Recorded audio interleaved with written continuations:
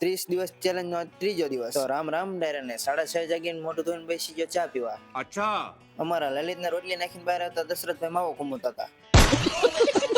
અને પછી અમે ઉપડી ગયા અમારું 3 પાંખડા વાળું હેલિકોપ્ટર લઈને અમારા ખેતર બાજુ. હેલિકોપ્ટરને સાઈડમાં ટેકાવીને અમે હાલતા થયા અમારા ખેતર બાજુ. આજ પાણીનું ડબલું નહીં, કોથરી છે મારા હાથમાં. ખેતર પગીને મારા બાપાએ ઝટકો બંધ કર્યો ને અમે વહી ગયા ખેતર અંદર. અને પછી કપાસ વીણવા થેલી તૈયાર કરી અને કરી દીધું કપાસમાં આક્રમણ. કપાસ વીણવાનું ચાલુ કર્યું. પછી રાબેતા મુજબ ઉપડી ગયા ચા અને નાસ્તો કરવા. નાસ્તો કરીને વીણવાની બાકા ચીકી બોલાવી હતા. 1:30 વાગે આવતા રહ્યા જમવા. જમીને વધેલા રોટલા નાખી દીધા કૂતરા. અને આજે આરામ કરવાની જગ્યાએ ઉકેડા ફરતું બોવડીને એવું હમું કર્યું. અને પછી ઉપડી ગયા કપાસ વીણવા. કપાસ હવે રહ્યો છે 2 દિવસનો વીણવાનો. પછી કપાસ કાઢીને જીરવું આવવું પડશે ને. પછી 5:30 ઝાટકો ચાલુ કરીને ઉપડી ગયા ઘર બાજુ. પછી ઘરે પગીને અમારી ગાય અને ભેંસને નીણ કરી અને ચા ની ચુસ્કી લગાવી. અને પછી મેં નાહી ધોઈને મારા બાપા એમને મેથીનું કટિંગ કર્યું. અને મેં ઘરીવારે માતાજીના ધૂપ દીવા. પછી હું ને રવિભાઈ ઉપડી ગયા મારા મઢે પગે લાગવા. મઢે પગે લાગીને રવિભાઈ લેવાઈ ગયા ડેરીએ દૂધ. ઘરે આવ્યા હતા મારા મમ્મી ને પપ્પા બનાવતા હતા ભજીયા. ભજીયા બની ગયા પછી અમે બધા બેસી ગયા જમવા.